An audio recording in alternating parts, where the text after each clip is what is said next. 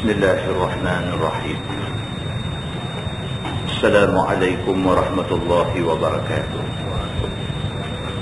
الحمد لله وبه نستعين. أشهد أن لا إله إلا الله وحده لا شريك له،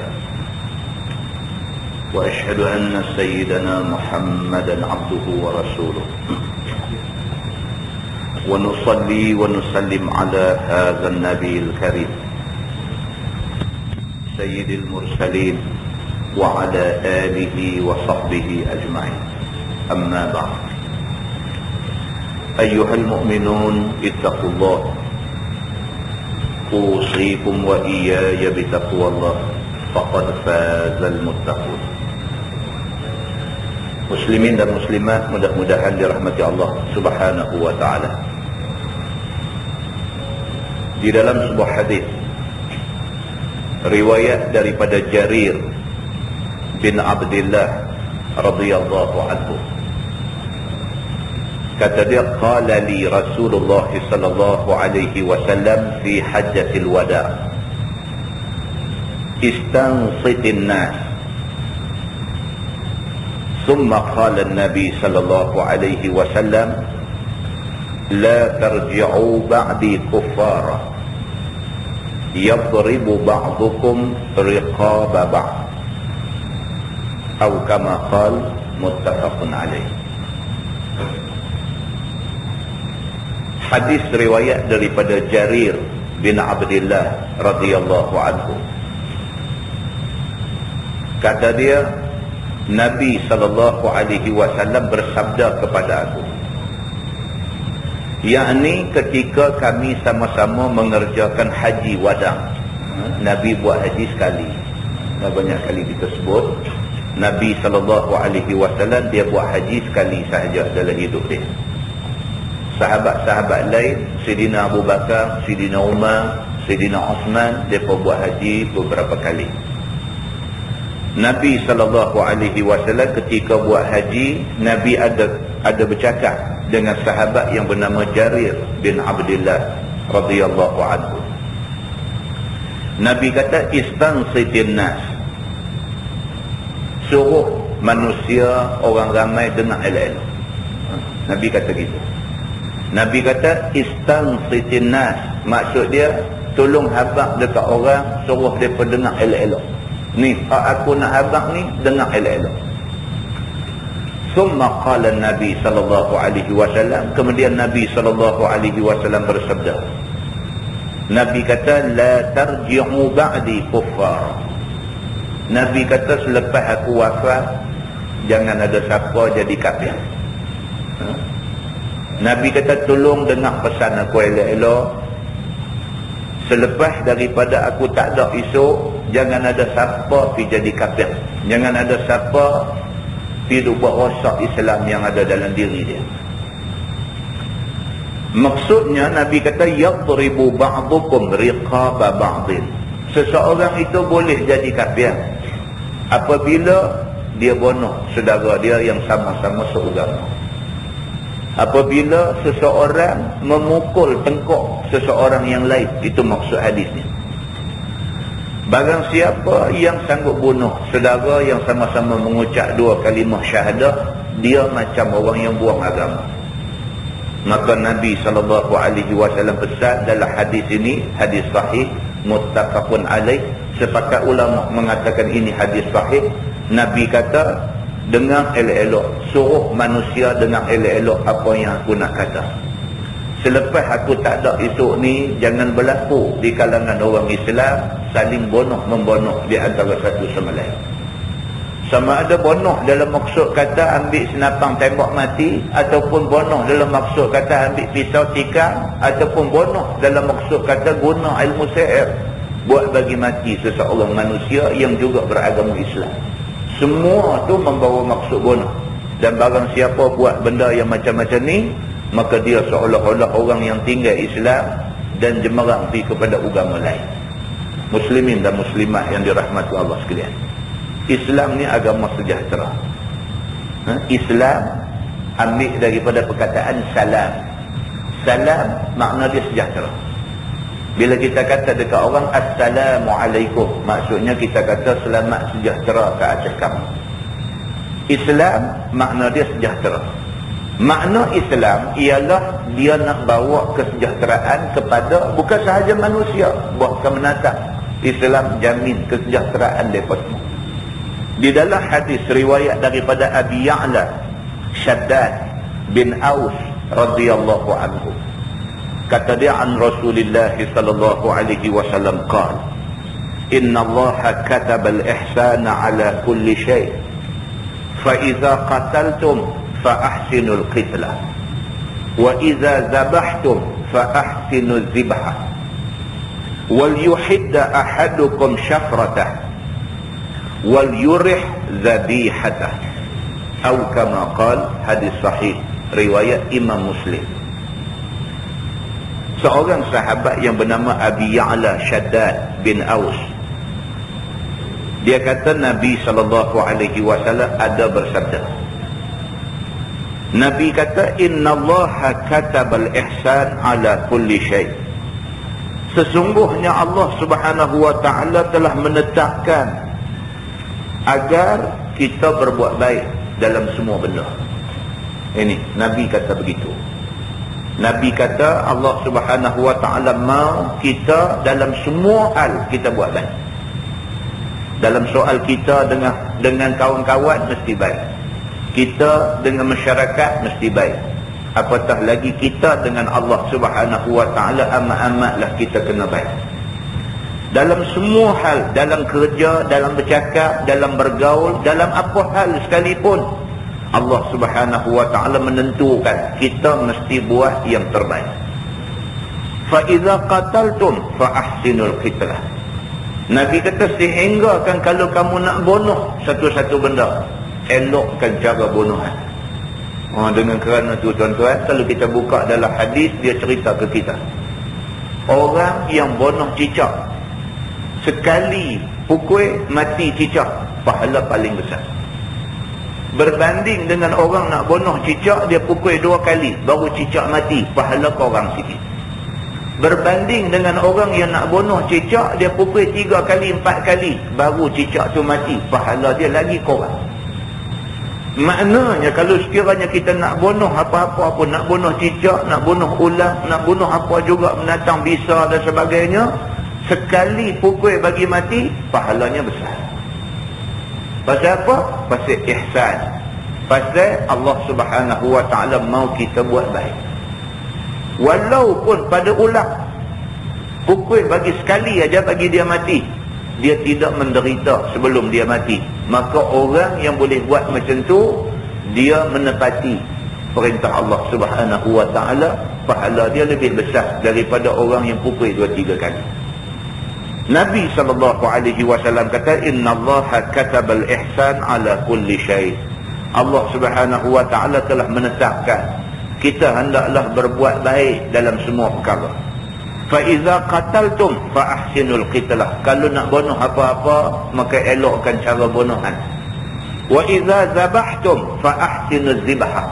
Dan kalau kamu sembelih lembu, sembelih kambing, kalau sekiranya kamu sembelih ayam dan sebagainya, fa ahsinuz zibha, maka elokkan cara sembelihan. Elokkan cara sembelihan itu Nabi kata wal yuhidda ahadukum syafrata, maka hendaklah kamu tajamkan pisau dia. Tuan-tuan, ini Islam. Yang ni yang kata Islam, dia bukan sahaja suruh kita fikir kebaikan sama-sama manusia, bahkan dengan menatang pun Islam suruh kita berlaku baik. Nak kata ulang pun dia suruh kita kalau boleh biar sedah aja bagi mati, supaya ulang tu tak menderita sebelum mati. Kalau sekiranya nak sembelih ayam pun dia suruh pastikan kita pakai pisau yang tajam. Dia suruh kita sembelih tu jangan sampai ayam tu rasa sakit apabila dia nak mati. Islam punya menekankan soal kesejahteraan, soal keselamatan, soal buat baik, bukan sahaja pada manusia, bahkan pada binatang. Bahkan kata Nabi wal yurih zabihatah, maka hendaklah kamu bagi rehat dan bagi kerehatan kepada binatang yang kamu sembelih. Dijelaskan oleh Imam An-Nawawi tentang maksud yang kata wal yurih zabihatah ini, bagi kerehatan dan bagi kelonggaran kepada binatang yang kamu sembelih ni. Imam Nawawi kata apabila kamu sembelih lembu, biarlah daging dia sampai sejuk, baru kamu lapah dia kata. Imam Nawawi kata begitu. Bila kamu sembelih lembu, sebelum nak lapah tu biar daging lembu tu sejuk dulu. Pasal apa? Takut kot saat lagi masa kita lapah lembu masih rasa sakit lagi. Demikianlah Islam. Ini Islam tuan-tuan. Islam tidak ganas, Islam tidak jahat, Islam tidak ingat nak buat naik orang. Islam langsung tak pernah benarkan siapa-siapa buat zalim pada siapa-siapa. Bahkan Islam bukan sahaja dia suruh jaga sesama manusia, bahkan dia suruh jaga di antara manusia dengan binatang. Jaga jangan sampai binatang tidak dapat ihsan daripada manusia yang ada. Muslimin dan muslimah yang dirahmati Allah sekalian, Allah Subhanahu wa taala tak mahu orang Islam hidup dalam keadaan jiwa tertekan, jiwa tidak sejahtera, rasa tidak selamat. Islam tak mahu macam tu. Maka Allah Subhanahu wa taala sebut dalam Quran, dalam surah Fussilat ayat 34-35, a'udzubillahi minasyaitonir rajim, wala tastawil hasanatu walas sayyi'ah idfa' billati hiya ahsan fa idzal ladzi bainaka wa bainahu adawah ka'annahu waliyyun hamim wa ma yulaqqaha illa alladzina sabaru wa ma yulaqqaha illa dzu hazzin 'azim. Sadaqallahul 'azim. Maksud dia, Allah Subhanahu wa taala berfirman, wala tastawil hasanatu walas sayyi'ah. Jahat dengan baik tak sama, Tuhan kata. Tidak sama yang dikatakan al-hasanah dengan as-sayyi'ah. Tak sama, baik dengan jahat tak sama. Satu orang baik dengan satu orang jahat, mana boleh sama? Satu perbuatan baik dengan satu perbuatan jahat tak mungkin sama. Maka Allah kata tidak sama baik dengan jahat. Idfa' billati hiya ahsan. Tuhan kata kalau sekiranya kamu kena kejahatan sesiapa, tolak kejahatan itu dengan cara baik. Satu orang buat zalim buat naya kita, jangan kita buat zalim buat naya dia. Satu orang buat zalim buat naya kita, jangan kita buat zalim buat naya anak dia. Satu orang buat jahat pada kita, kita buat baik balik dekat dia, kepada keluarga dia, semua kita buat baik balik. Quran suruh macam tu. Kalau satu orang buat benda tak elok ke kita, kita buat elok ke dia. Satu orang fitnah kita, kita sanjung dia. Satu orang kata tak tentu punca dekat kita, kita kata yang baik-baik tentang dia. فَإِذَا الَّذِي بَيْنَكَ وَبَيْنَهُ عَدَاوَةٌ كَأَنَّهُ وَلِيٌّ حَمِيمٌ. Tuhan kata kalau kamu boleh buat macam tu, kalau kamu boleh buat macam tu, orang buat jahat kamu, kamu buat baik ke dia. Orang fitnah kamu, kamu kata dia baik. Kalau kamu boleh buat macam tu, فَإِذَا الَّذِي بَيْنَكَ وَبَيْنَهُ عَدَاوَةٌ, kalaulah ada permusuhan antara dia dengan kamu, كَأَنَّهُ وَلِيٌّ حَمِيمٌ, Tuhan kata kamu akan jadi kawan yang cukup baik selepas itu. Dia buat jahat kita, kita buat baik ke dia, tak lama Tuhan kata dia akan jadi kawan baik kamu. Dia kalah dengan kita ni. Dia kalah dengan kita. Punya jahat dia buat kat kita, punya jahat, kita tunjuk kita baik dengan dia, seolah-olah kita tak tahu yang dia duk kata ke kita, seolah-olah macam tu. Akhirnya Allah Subhanahu wa taala kata ka'annahu waliyyun hamim, kamu akan jadi kawan yang cukup baik dengan orang yang buat jahat ke kamu ni. Wa ma yulaqqaha illa allazina sabaru. Tuhan kata tapi hanya orang yang sabar yang boleh buat macam tu. Tuhan kata tak semua orang boleh buat macam tu. Kebanyakan orang dia tahu orang tu buat jahat ke dia, dia kata ada ubi ada batas. Dia kata lagu tu, ada ubi ada batas, ada hari aku balas. Dia kata dia simpan dendam tu sampai dia nak katuk mata mati, dendam duk membara dalam diri dia. Soal dan tak dan dia nak balas itu soal lain. Soalnya dia simpan dalam hati dia, dia nak balas sampai mati, dia bercadang nak balas. Allah Subhanahu wa taala kata dalam ayat ni, wa ma yulaqqaha illa allazina sabaru. Susah nak dapat orang yang bila orang buat jahat ke dia, dia buat baik ke orang, susah nak dapat, melainkan orang yang ada dalam diri dia sabar. Wa ma yulaqaha illa dzu hazzin azim. Allah Subhanahu wa taala kata, dan tidak dapat sifat sabar itu melainkan orang yang mempunyai untung besar dalam diri dia. Kalau Allah bagi dekat dia sifat sabar tu, dia orang yang dapat untung besar di sisi Allah Subhanahu wa taala. Muslimin dan muslimat yang dirahmati Allah sekalian, ni agama kita. Kalau kita mau mengaji, kita mau baca Quran, kita mau ambil faham ayat Quran, kita mau baca hadis Nabi, kita mau ambil faham hadis Nabi, kita jadi orang baik. Lagi ramai orang mau belajar Quran, mau belajar hadis, lagi ramai orang jadi baik.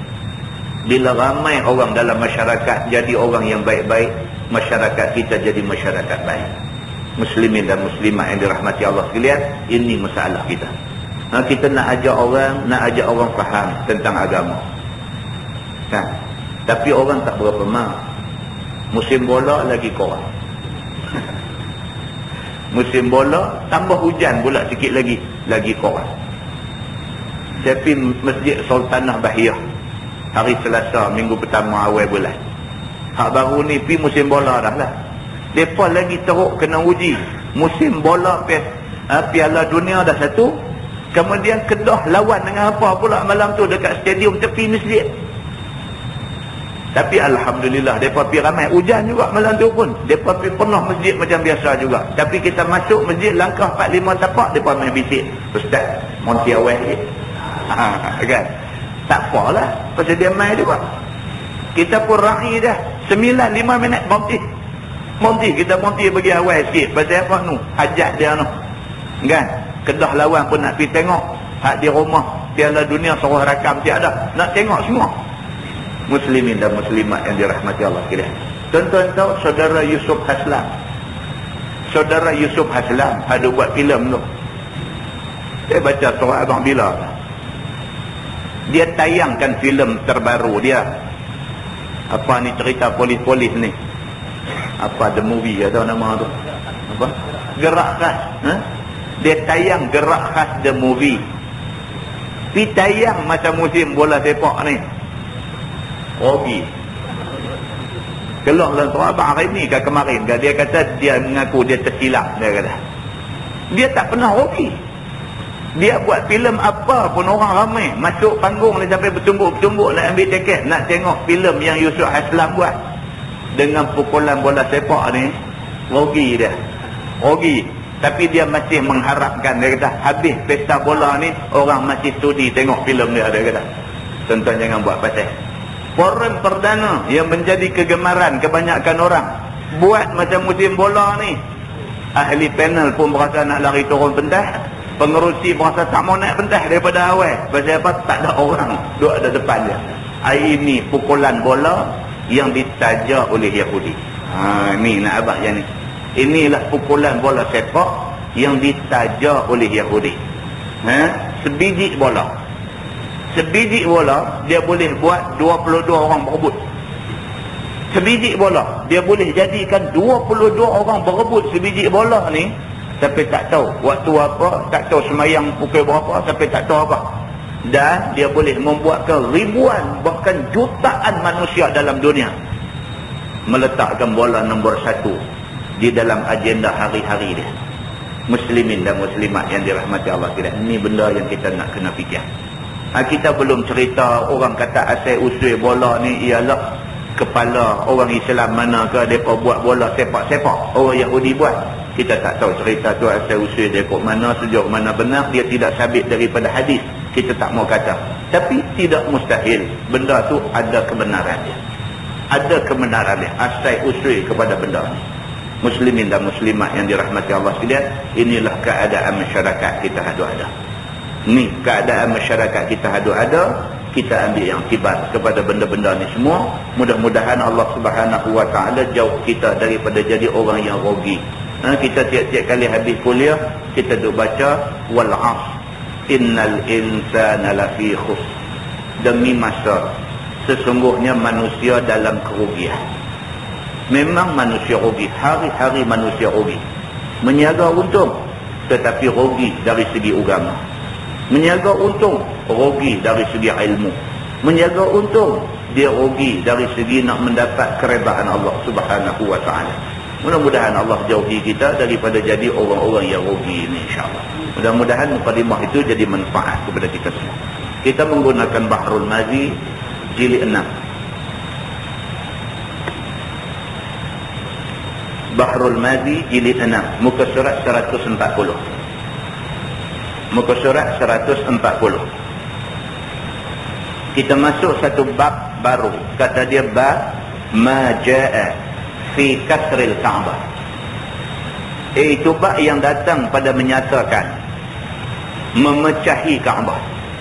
Tajuk kita nak tengok malam ni, dia terkeluar daripada bab haji, tapi dia ada kaitan sebab dia berkaitan dengan Kaabah. Tajuk yang kita nak baca malam ni bukanlah maksudnya cerita tentang pi peruntuh Kaabah, dah. Tapi maksudnya ialah cerita tentang nak renovate Kaabah. Nak renovate Kaabah. Daripada Kaabah ada tu pi nak buat bagi jadi elok lagi. Lagu macam kita renovate rumah kita. Kita beli rumah elok dah, kita pecah dinding, tambah bilik. Kita pecah dapur, perbesar dapur. Kita tambah balcony. Kita buang tiang asal pun, tiang Roman. Ini dia panggil renovate. Tajuk malam ni, dia nak cerita tentang boleh tak boleh Kaabah itu direnovate, diubah suai, nak jadi lagi elok macam yang kita nak. Ketahuilah saudaraku, adalah Baitullah itu telah dipecahi beberapa kali kerana nak memperbaiki dia. Tuan-tuan boleh dengar ni? Boleh hujan kuat. Baik, dia kata adalah Baitullah ataupun Kaabah itu telah dipecahi beberapa kali kerana memperbaiki dia. Kaabah ni telah melalui beberapa proses pembesaran, beberapa proses ubah suai. Dinding dia terkatuk, buat bagi lain sikit, buat nak bagi elok lagi Kaabah tu. Macam yang saya pernah cerita dalam kuliah kita di sini, yang terakhir kerajaan Saudi. Kerajaan Saudi ada buat sekitar tahun 96 macam tu. Tahun 96. Mereka nak bubuh marble dekat dinding Kaabah. Kerajaan Saudi buat mai keren besar tu. Buat mai keren besar. Nak buat masuk mai batu marmar cantik ni import daripada luar negeri.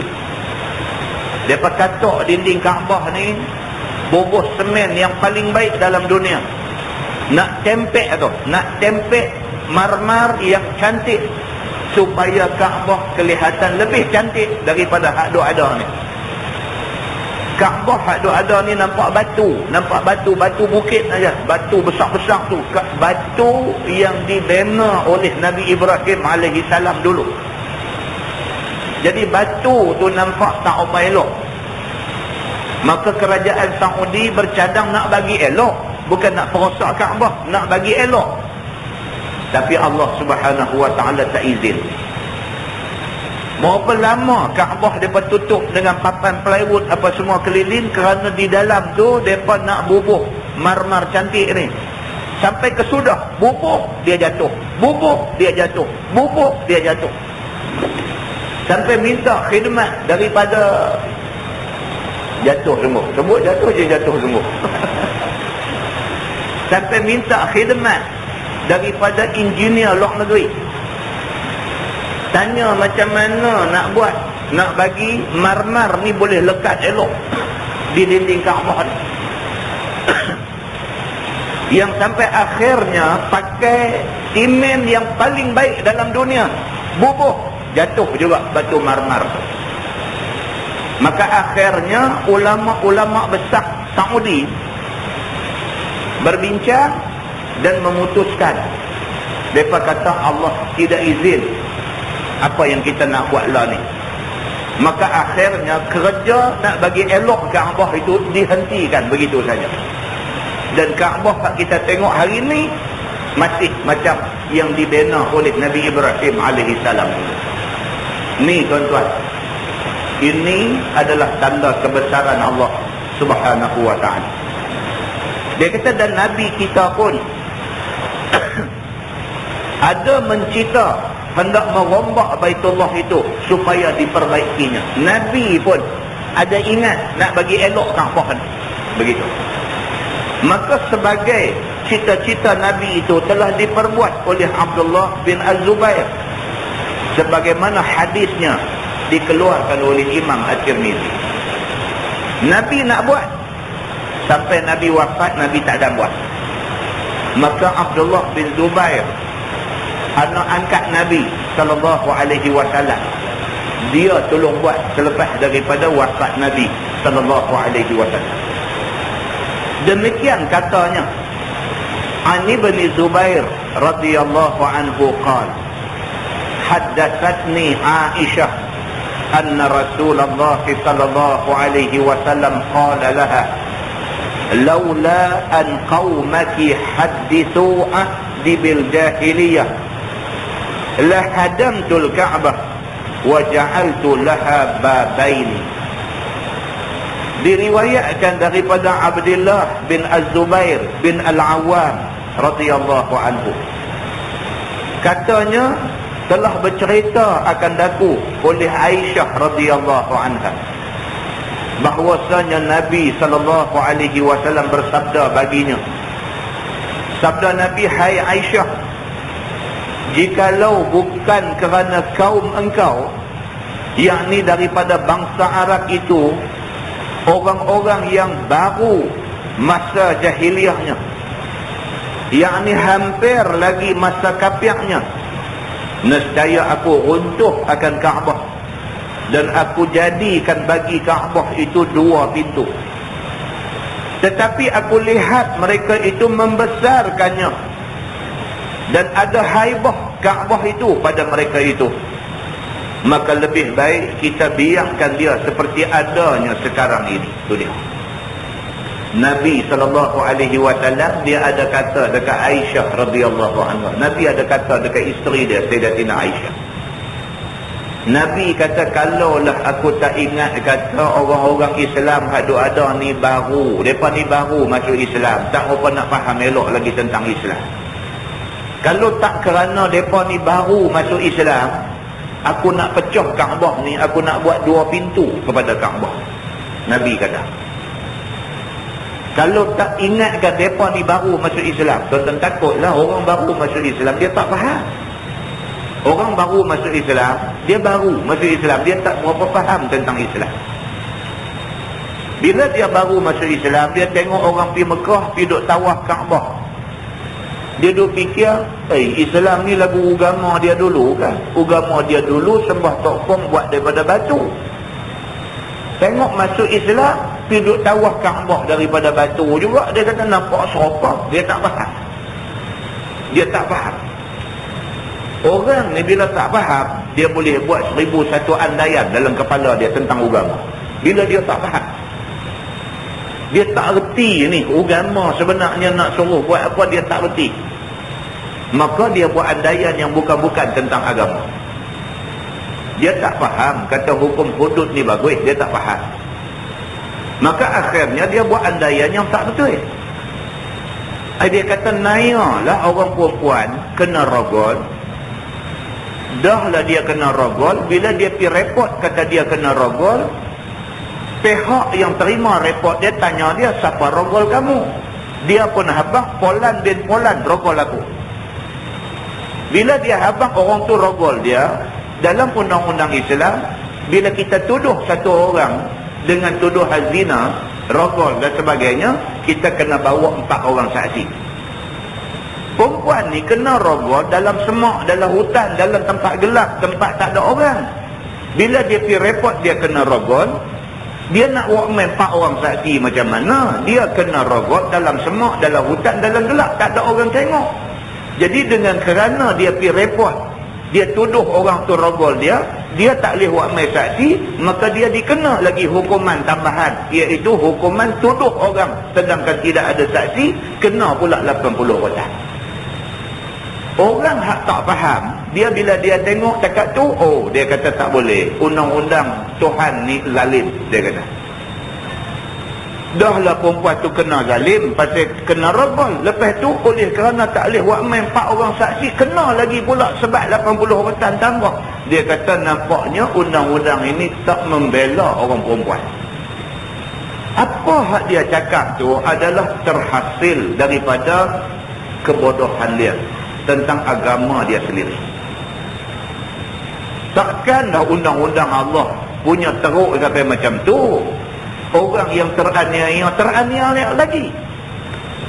Takkanlah hukum Allah macam tu. Dia dah kena zalim, orang rogol dia, pi repot, kena lagi sekali hukuman ke atas dia. Zalim sangatlah hukum Allah Subhanahu wa ta'ala.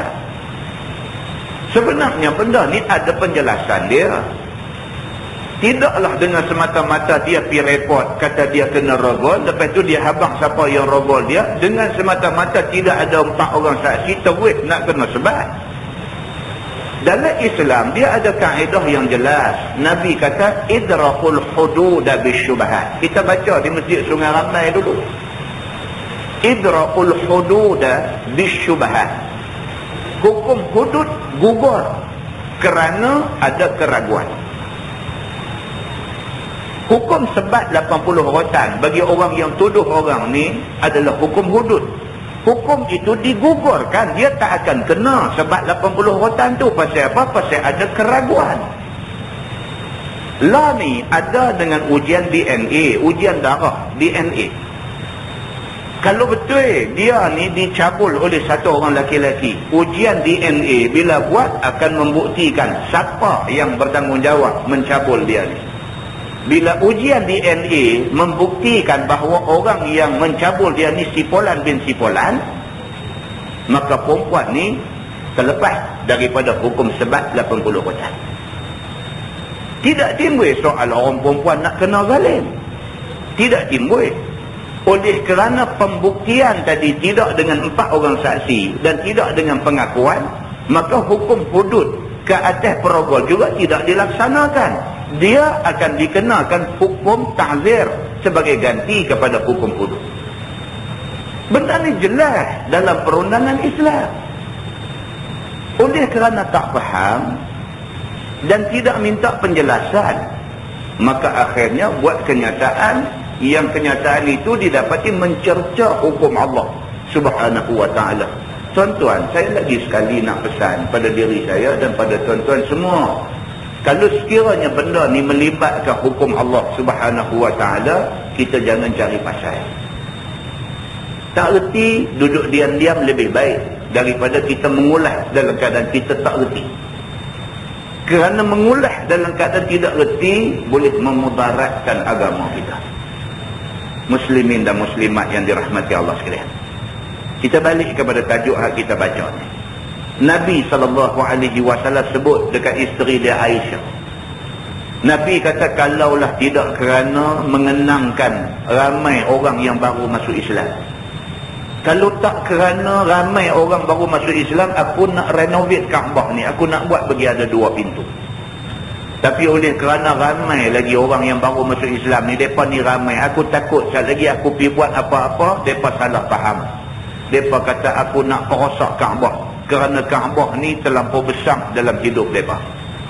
Orang bukan Islam, daripada dia belum masuk Islam, Kaabah itu rumah ibadat dia. Dia tawaf Kaabah tu. Cumanya cara dia tawaf lain daripada cara yang ditunjuk oleh Allah Subhanahu wa ta'ala kepada Nabi untuk tawaf.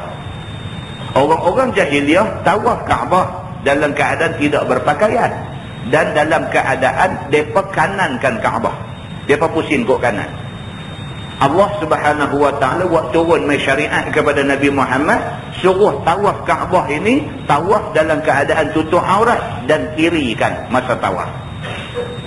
Pokok pangkalnya Kaabah itu adalah rumah ibadat orang Islam dan juga mereka yang sebelum Islam.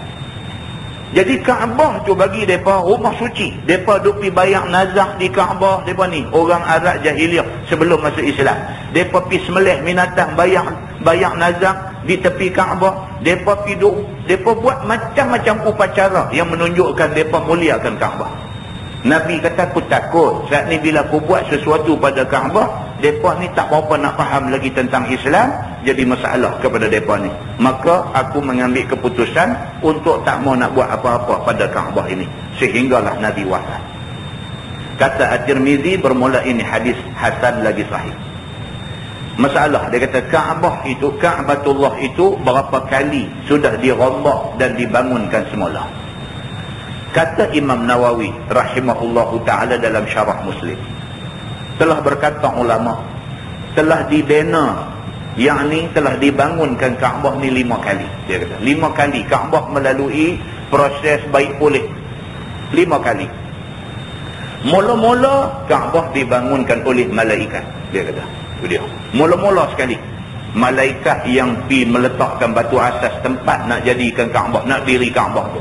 Kaabah ni berbetulan dengan Baitul Ma'mur yang dijadikan tempat tawaf malaikat Allah di atas. Dia letak berbetulan. Malaikatlah orang yang mula-mula sekali. Kemudian Nabi Allah Ibrahim alaihissalam. Nabi Ibrahim kemudiannya dipertanggungjawabkan untuk bina Kaabah pada tapak yang ditentukan tadi. Kemudian kaum Quraisy pada zaman jahiliyah. Orang Quraisy zaman jahiliyah, mereka juga biasa bina Kaabah. Apabila banjir besar kena Kaabah, Kaabah sebahagiannya runtuh. Mereka lah orang yang membina Kaabah ni balik. Dan telah hadir Nabi Muhammad SAW akan binaannya. Padahalnya umur Nabi pada masa itu 35 tahun. Nabi belum jadi Nabi lagi masa tu. Masa banjir mai runtuh sebahagian daripada dinding Kaabah, Nabi SAW masa tu belum jadi Nabi. Bila mereka bina balik Kaabah tu bagi jadi elok tu, yang timbul masalah dari segi nak letak Hajar Aswad tu. Sampai nak jadi perang di antara suku Arab ni, masing-masing dakwa dia lebih layak letak Hajarul Aswad. Dia kata masing-masing suku ni mendakwa mereka lah suku yang paling mulia dan mereka nak ambil Hajar Aswad letak balik di tempat dia. Sampai nak jadi berbalah, sampai nak angkat senjata perang. Kemudiannya mereka kata lah macam ni, mereka nak main tikam-tikam judi, tuan-tuan. Ni musim bola ni, berjudi ni berjuta-juta ringgit. Berjudi ni sampai berjuta-juta ringgit. Orang jahiliah dengan judi tak upaya. Maka orang Arab Quraisy ni bila dah sampai nak berperang, akhirnya dia kata lah macam ni, sebelum kita perang lah ni tengok pintu tu. Dia tunjuk pintu nak masuk mai Kaabah. Siapa masuk ke pintu tu sat lagi, kita minta dia jadi hakim. Kalau dia kata siapa, orang tu letak batu, semua orang kena setuju. Okey, ni nak berjudi lah ni, nak berjudi, nak tengok siapa masuk tak kira. Siapa masuk kot tu, kita lantik bagi jadi hakim. Suruh pilih siapa di kalangan kita untuk nak letak Hajar Aswad. Bila kata macam tu, kehendak Allah Subhanahu wa taala. Masuk mai Nabi Muhammad SAW. Masa tu Nabi belum jadi Nabi. Umur sekitar 30-an, 35 tahun. Tengok Nabi Muhammad masuk. Bila tengok Nabi Muhammad masuk, semua hak duk bertengkar tadi setuju. Tuan-tuan bayangkan kalau masuk tu Abu Jahal, lagu mana? Tadi setuju dah, siapa masuk pintu tu kita suruh jadi hakim. Katalah satu masuk Abu Jahal, macam mana? Dia kata tak ada, kita tengok orang lain pula. Pasal apa? Pasal Abu Jahal tu kawan mereka pun mereka tak percaya. Nabi Muhammad SAW masuk, semua setuju. Tengok, mereka kata Muhammad, kalau Muhammad cantik, mereka kata suruh dia jadi hakim. Nabi SAW pun sampai, mereka kata Muhammad, innakal amin, sesungguhnya hang ni, innaka antal amin, sesungguhnya hang ni al-amin, seorang yang amanah. Cantiklah, kami mahu hang jadi hakim, selesaikan masalah kami ni. Masalah apa? Nabi kata masalah nak letak Hajar Aswad di tempat dia. Nabi ni sebelum jadi Nabi dah cerdik dah. Nabi ambil serban atas kepala dia, Nabi hampak, Nabi ambil Hajar Aswad tu letak tengah-tengah serban. Nabi kata mai semua suku-suku kaum Arab ni mai pakat pegang kelilin ni, bawa api sampai penjuru Kaabah. Nabi kata izinkan aku nak bubuh batu ni. Mereka kata go ahead. Nabi ambil bubuh, semua puas hati. Jadi masing-masing merasa dia ada juga sikit tolong angkat batu tu. Nabi SAW dia boleh mai akal cerdik tu nak selesai masalah yang menjadi pertikaian di kalangan kaum-kaum dia ada. Ini Nabi Muhammad SAW. Baik, kemudian dia kata membangunkan dia oleh Ibnu Zubair. Ini Ibnu Zubair anak angkat Nabi. Seperti keterangan dalam hadis yang panjang yang diriwayatkan oleh Muslim di dalam sahihnya. Kemudian yang kelimanya dibangunkan oleh Al-Hajjaj bin Yusuf As-Saqafi. Ni kita duk cerita panglima nakal ni. Hajjaj bin Yusuf As-Saqafi, panglima terkenal dalam kerajaan Bani Umayyah. Oh, dia ni cukup ganas. Hajjaj bin Yusuf As-Saqafi, dia kalau dia pergi mana-mana kampung, dia nak jadi imam. Walaupun dia tahu orang tak suka ke dia. Hajjaj bunuh berapa ramai ulama pada masa dia jadi panglima, masa dia jadi gubernur. Dia bunuh berapa ramai ulama. Mayat-mayat mereka ni dia pergi humban masuk dalam telaga Zamzam. Oh, cukup ganas. Tapi bila dia pergi melawat mana-mana kampung, dia nak jadi imam. Sehinggalah sekali dia pergi di satu kampung yang ketua kampung itu sahabat Nabi yang cukup terkenal, Jabir bin Abdullah. Dia sampai di situ macam biasa. Dia kata dekat Jabir, dia kenal Jabir ni orang alim, sahabat Nabi. Dia kata aku nak jadi imam. Jabir yang masa tu dah cukup tua dah. Tafadhal, dia kata hampir nak jadilah. Tindakan Jabir suruh dia jadi imam ni menyebabkan makmum tak puas hati. Bila habis semua, mereka semua pakat mai jumpa Jabir, mereka kata wahai imam, orang macam Hajjaj kamu suruh jadi imam. Mereka kata. Jabir kata tak ada salah tang mana. Selagi mana semayang dia tidak ada yang, dia tak ada buat benda yang membatalkan semayang, dia boleh jadi imam sembahyang. Jabir ikut dia sembahyang dan Jabir tidak ulang sembahyang itu. Itu dia. Ni Hajjaj bin Yusuf As-Saqafi. Rupa-rupanya ada jasa juga jahat-jahat dia pun. Dia orang yang kelima yang bertanggungjawab membaik pulih Kaabah bagi jadi elok. Ni contoh pengajaran kita kena ambil. Banyak orang jahat tapi ada juga buat baik, kan? Tapi jahat kan? Tapi ada juga kebaikan dia duk buat. Macam tu. Maka berkekalanlah ia sampai sekarang atas bangunan Al-Hajjaj itu. Rupa tu lah kita duk tengok lah ni, itulah rupa yang akhir sekali yang dibuat oleh Al-Hajjaj bin Yusuf As-Saqafi. Kata ulama, tiada berubah ia daripada ini bangunan. Ulama kata macam kita duk tengok lah, itulah yang last kali Kaabah dibaik pulih, dia kata. Dan sesungguhnya telah disebut orang-orang akan Khalifah Harun Ar-Rashid telah bertanya dia kepada Malik bin Anas. Malik bin Anas ni Imam Mazhab Maliki, Imam Malik. Harun Ar-Rashid dia pun teringin nak baik pulih Kaabah, nak buat Kaabah bagi jadi elok. Tapi dia tanya dulu Imam Malik, daripada fikiran Imam Malik tentang nak merombak Kaabatullah itu, dia nak buat Kaabah bagi jadi elok lagi. Harun Ar-Rashid Khalifah kerajaan Bani Abbasiyah. Tapi dia tanya dulu ulama dia. Ini bagusnya khalifah-khalifah dulu. Bila nak buat satu-satu benda, ulama dulu yang dia tanya. Walaupun Harun Ar-Rashid tu dah cukup alim dah. Harun Ar-Rashid ni cukup alim dah dia ni. Dia pun bukan orang yang komen-komen. Dia alim.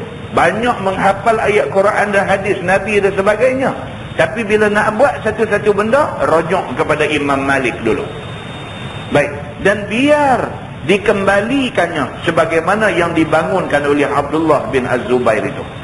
Kerana menurut hadis Nabi SAW dalam masalah itu. Maka jawab Imam Malik bin Anas, aku bermadah kepadamu dengan kerana Allah jua, wahai Amirul Mukminin. Janganlah kiranya engkau jadikan Baitullah itu main tangan bagi raja-raja. Tiada berkehendak seorang daripada raja melainkan meruntuh merombaknya, kemudian dibangunkan dia. Maka hilanglah haibahnya daripada dada orang-orang. Wabillahi taufiq. Dia kata, tuan-tuan tengok itu adab orang alim dulu. Bila pemerintah meminta pandangan dia nak cakap dengan pemerintah tu beradab.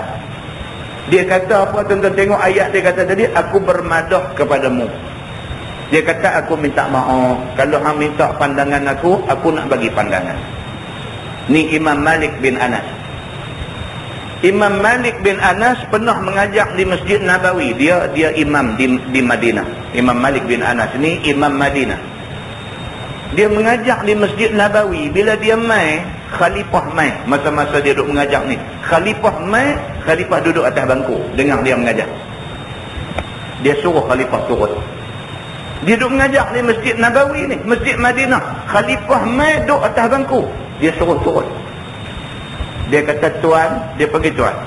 Tuan, dia kata, kalau tuan mau saya terus membacakan hadis Rasulullah ni, dia kata, tuan turun duduk di bawah.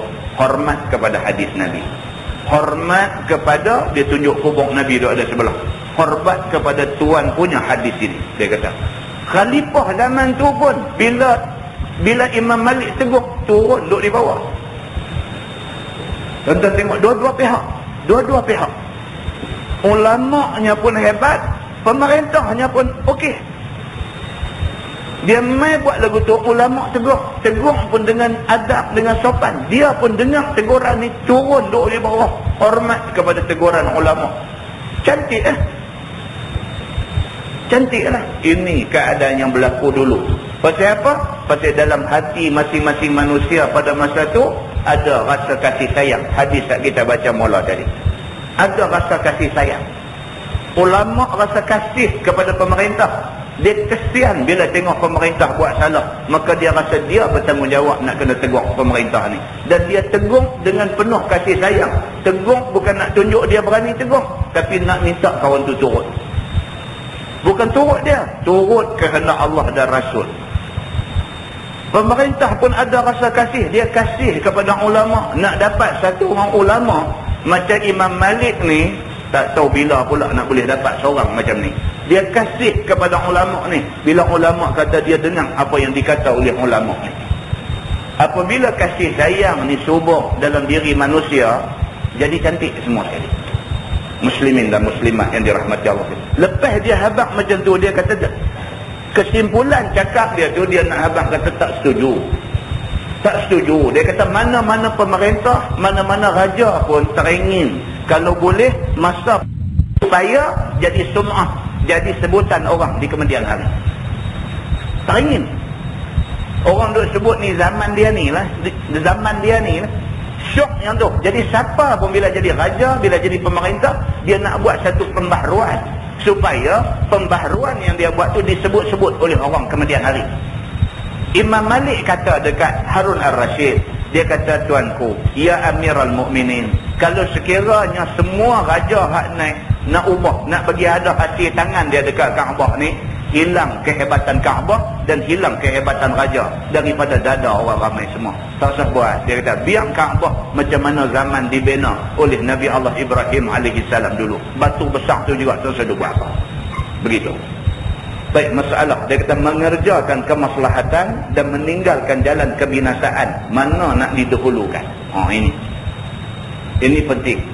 Orang kata fiqh al-awlawiyat. Orang kata fiqh keutamaan, priority. Hak mana kita nak bagi priority?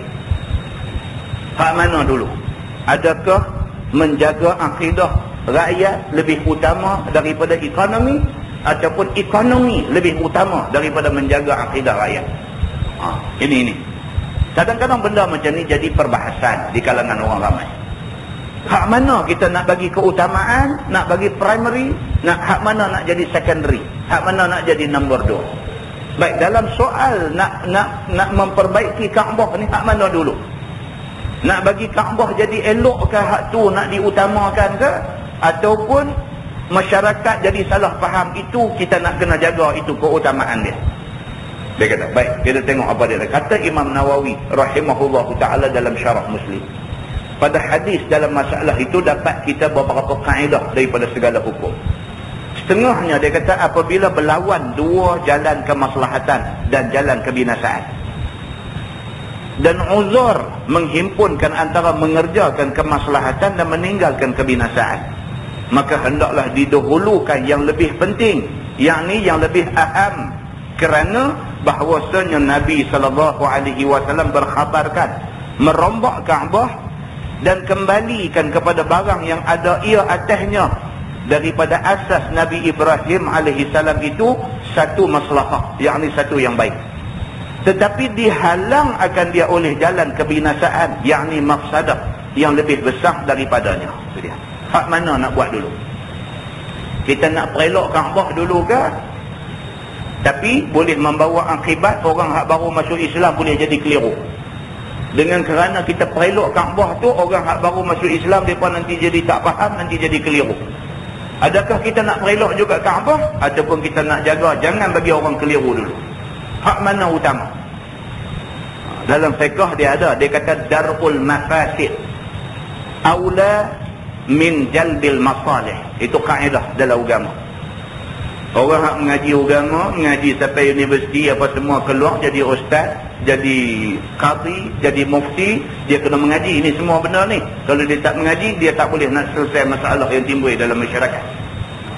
Darul mafasid aula min jalbil masalih. Maksudnya ialah kita jaga daripada berlaku kerosakan dalam masyarakat. Itu lebih baik daripada kita buat satu benda yang ada manfaat. Jaga jangan bagi masyarakat rosak ni lebih baik daripada kita pergi buat satu benda yang ada manfaat. Contoh, kita bawa senang contoh. Nak buat tempat judi. Malaysia nak buat tempat judi misalnya. Ada bagus, ada tak bagus.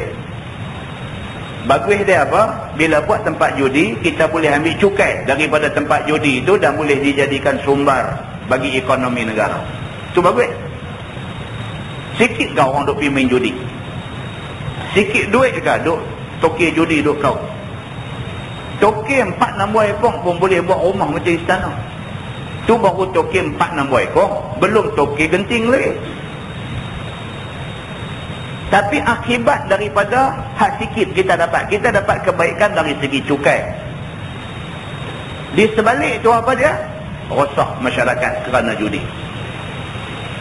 Turun pergi Batu saja berapa kedai 4-6 ekor Magnum lah apa merata sana sini ada, kita tak boleh kawal.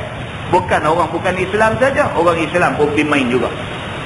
Pasal apa? Pasal benda ada. Jadi hak mana kita nak bagi keutamaan? Dalam Islam dia kata darul mafasid aula. Kita menahan, kita melarang, kita menghalang kerosakan itu lebih penting daripada min jalbil masalih, daripada nak dapat sikit manfaat.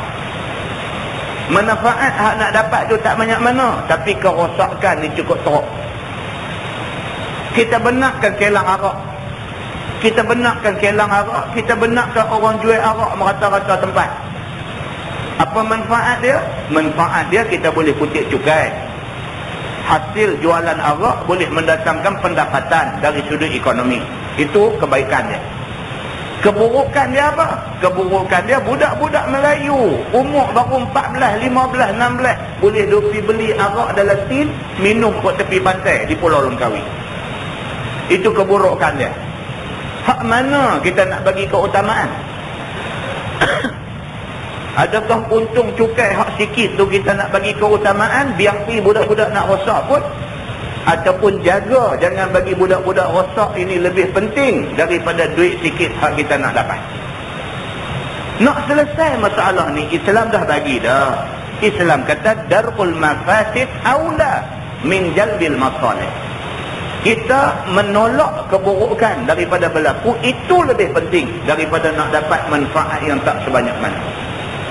Muslimin dan muslimat yang dirahmati Allah sekalian. Jadi dalam soal nak perbaik Kaabah ni, berapa banyak kebaikan, berapa banyak keburukan. Bila ditilik-tilik didapati tak banyak pun kebaikan. Perbaik Kaabah bagi jadi elok ni. Sebaliknya, dia boleh membawa keburukan kepada orang-orang yang tertentu. Orang yang tak cukup faham, akhirnya dia duk tengok orang duk perelok Kaabah ni. Dia duk ingat Kaabah ni macam tokong dia. Dia duk berasa dia pergi sembah Kaabah. Dia tak sembah Allah Subhanahu wa ta'ala. Sedangkan Kaabah ni Tuhan buat sebagai simbol saja. Nak suruh orang Islam ni menghadap satu tempat. Bukan nak suruh kita pergi sembah Kaabah. Kaabah tak ada apa. Kaabah biasa saja. Dia dijadikan satu simbol kepada orang Islam. Duk negara mana pun semayang menghadap satu tempat. Sebagai simbol kepada Islam mau umat dia bersatu dalam nak mencapai satu matlamat, iaitu keredaan Allah Subhanahu wa ta'ala. Dia macam tu. Jadi dengan kerana terlampau sangat duk pergi perelok Kaabah, takut ada orang dia salah faham. Begitu. Maka jadilah gaduh besar di hati mereka itu akan mengapa Kaabah itu diubah-ubah bangunannya. Oleh itu meninggalkan, merombak dan runtuh bangunan itu sebagai asas Nabi Ibrahim alaihissalam itu adalah lebih baik, dia kata. Tak usah hidup kacau Kaabah, itu lebih baik, dia kata. Biar kita lah boleh tengok Kaabah macam mana yang dibina oleh Nabi Ibrahim dulu. Kita tengok Kaabah asal tu juga, kita tengok. Maka ditinggalkan dia oleh Nabi SAW. Maka dengan kerana itulah Nabi sampai wafat, dia tak pergi duk buat apa dekat Kaabah, nak bagi elok, nak bagi apa dak. Nabi biar macam tu aja Kaabah. Tajuk baru, bab ma jaa fi salat fil hijr. Kita boleh dengar kan?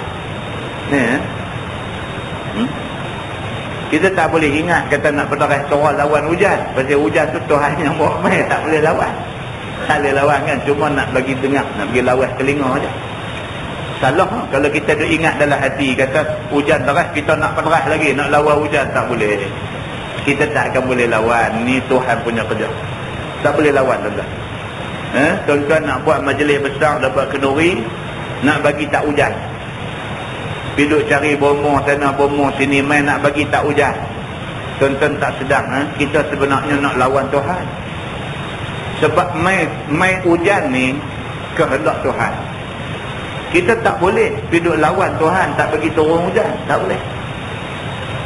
Saya dah cerita dulu, saya pergi ceramah di Padang Besar. Pergi ceramah di Padang Besar tu, anjuran polis Padang Besar panggil bomoh daripada Siam. Bomoh pun pakai bus jaket, kemas dah tengah-tengah malam pakai bus jaket, mai duk nak tahan hujan, tak mau bagi turun sebab buat di tengah padang. Hujan juga.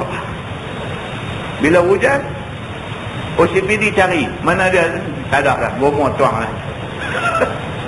Tak, bomoh tu pun tuang lah, dia dah tunggu lagi, tahan-tahan hujan turun juga, dia tuang. OCPD duk kaduk cari dia mana kan, duit bayar lah, hujan turun juga kan. Jadi OCPD masa tu lah dia habang kat saya, dia kata, Ustaz kita pakai bomoh ni, dia kata ni nak tahan hujan. Saya kata patut lebat sangat, saya kata patut lebat sangat. Dia kata siapa Ustaz kata lagu tu? Saya kata mana boleh tahan hujan ni, Allah Subhanahu wa ta'ala yang hantar mai. Kalau Allah hantar mai, mana Allah tahu apa yang baik, apa yang tak baik untuk kita. Walaupun hujan tu membawa banjir besar menyusahkan kita, di sisi Allah ada hikmah dia.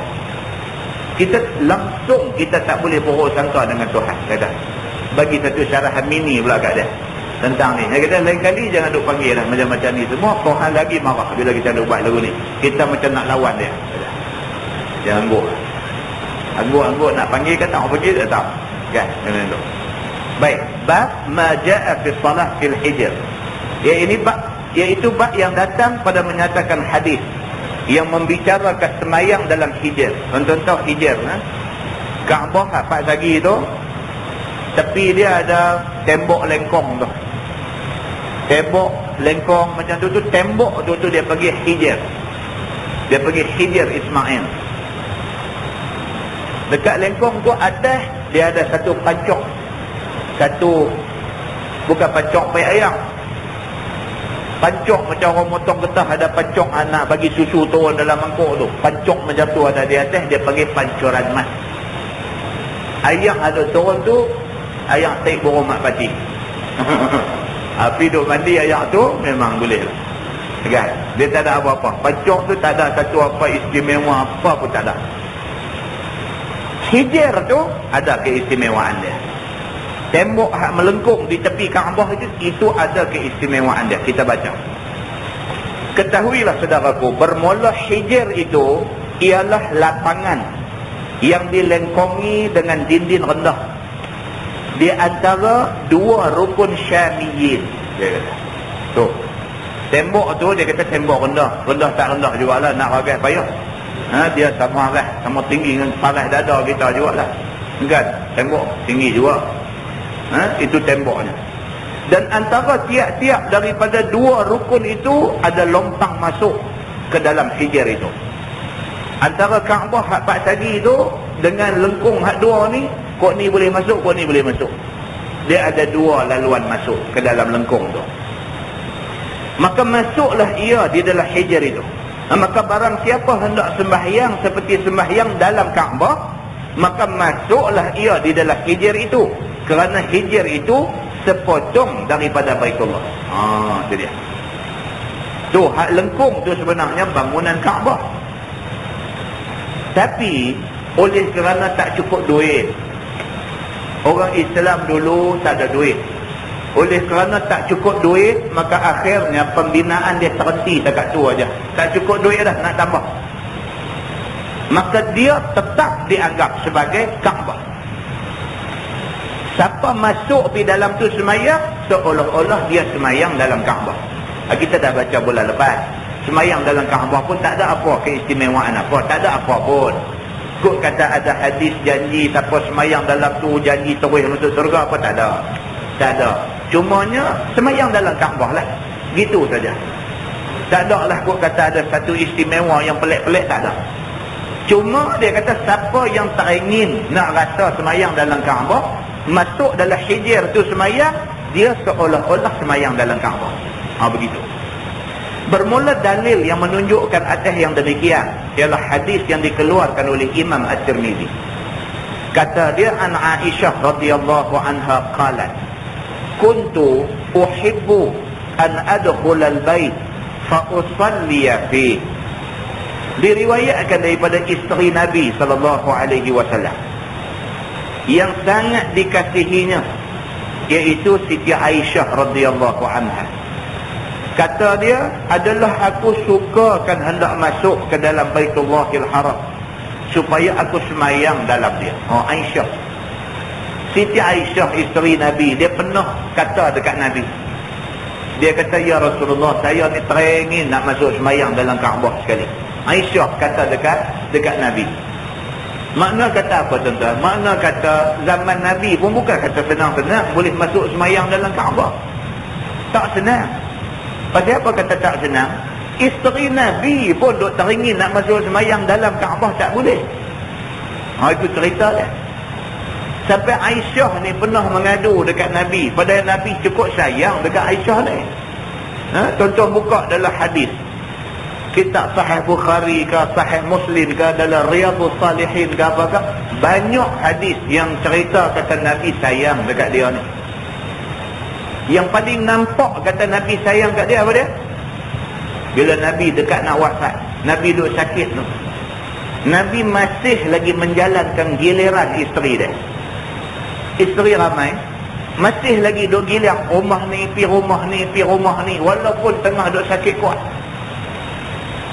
Nabi kata pula, Nabi kata, ya Allah, kalaulah sekiranya aku ni nak diwafatkan, biarlah aku wafat di rumah Aisyah. Hadis ni menunjukkan Nabi sayang sungguh dekat Aisyah.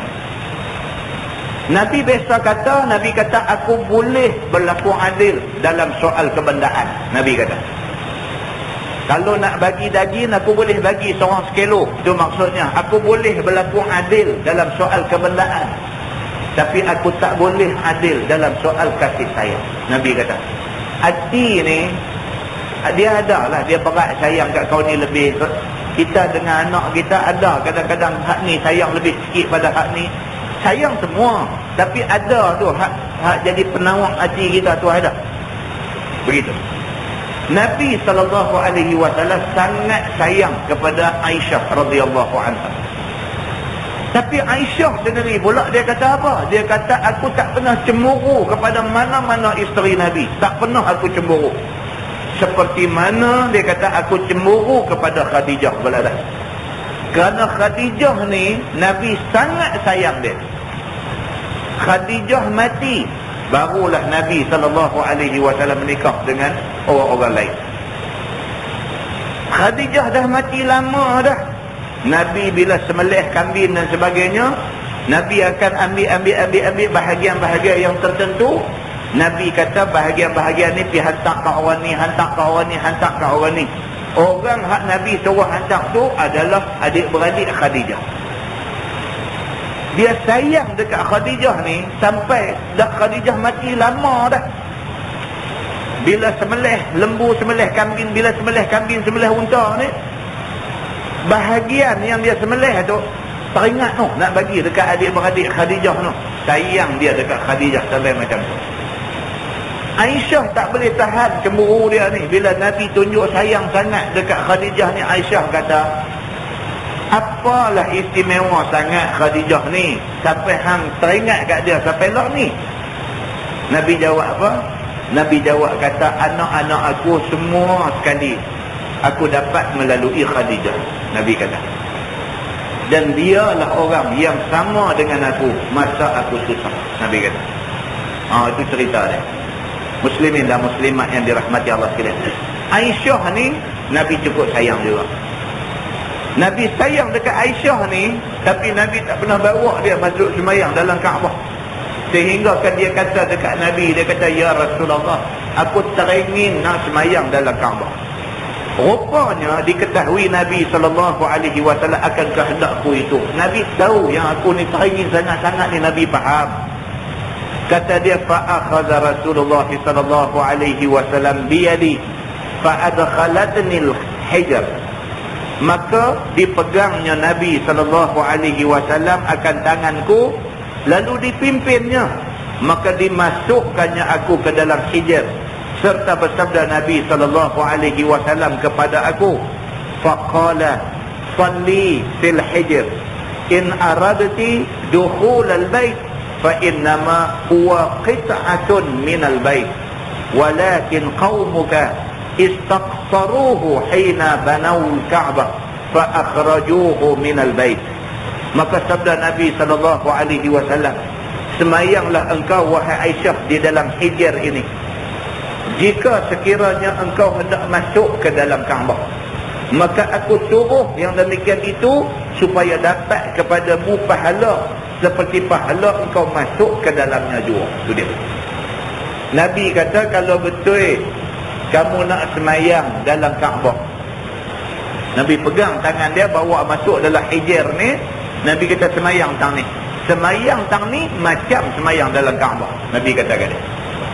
Tuan-tuan, hadis ni juga menjadi pegangan sesetengah mazhab yang mengatakan suami isteri tentu tak batal wudu. Saya kata, nampak oleh hadis ni.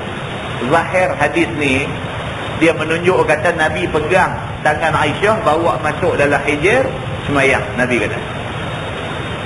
Inilah yang timbul perbahasan tentang laki-laki sentuh perempuan yang halal kahwin, batal tak batal ayak semayang. Suami sentuh isteri, batal tak batal ayak semayang. Kerana ada hadis-hadis yang macam ni lah. Nabi pernah duduk semayang, Aisyah kata aku tidur terlena dah. Jaga-jaga tengok Nabi duduk semayang lagi.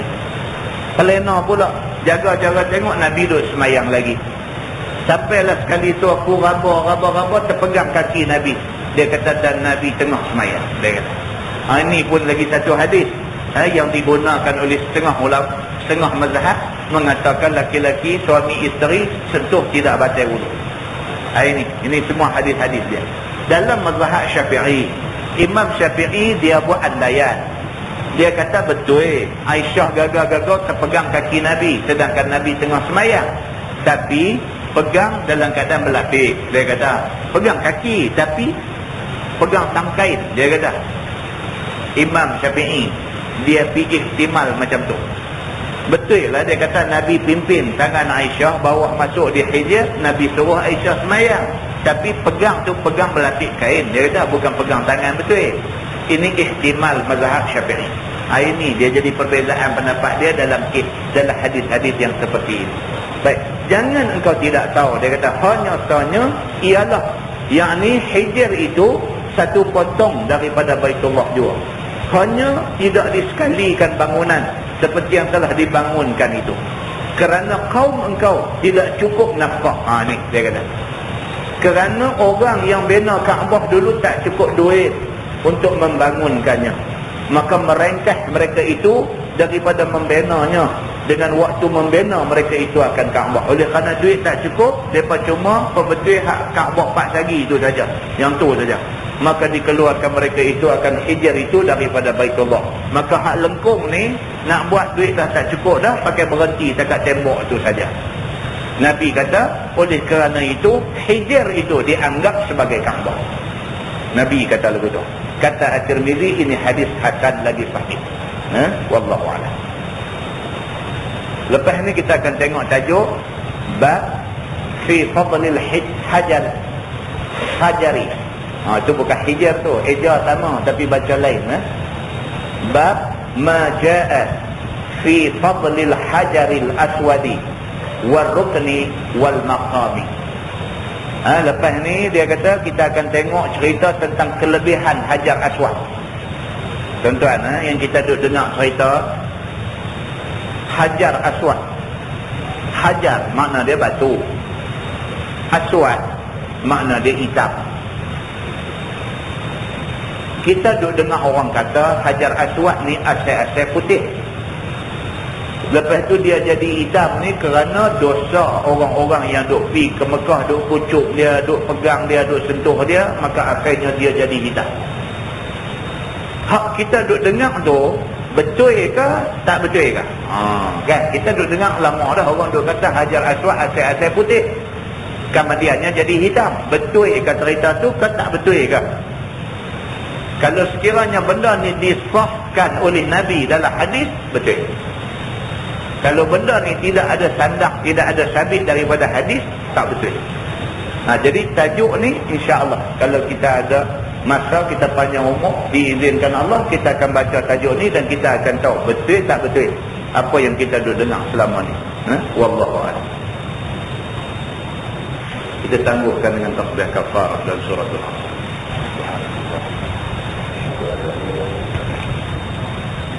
Bismillahirrahmanirrahim. Wal 'ashr innal insana illa alladhina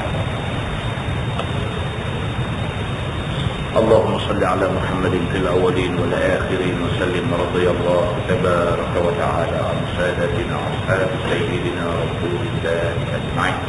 بسم الله الرحمن الرحيم. الحمد لله رب العالمين حمدا يوافي نعمه ويكافئ مزيده. يا ربنا لك الحمد كما ينبغي لجلال وجهك الكريم وعظيم سلطانك. رضينا بالله ربا وبالإسلام دينا وبمحمد نبيا ورسولا.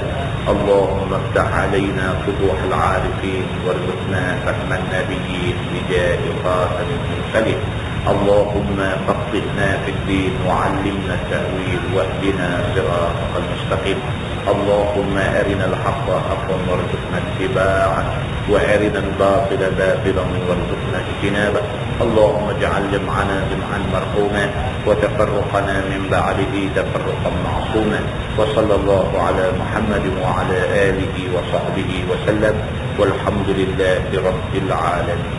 السلام عليكم.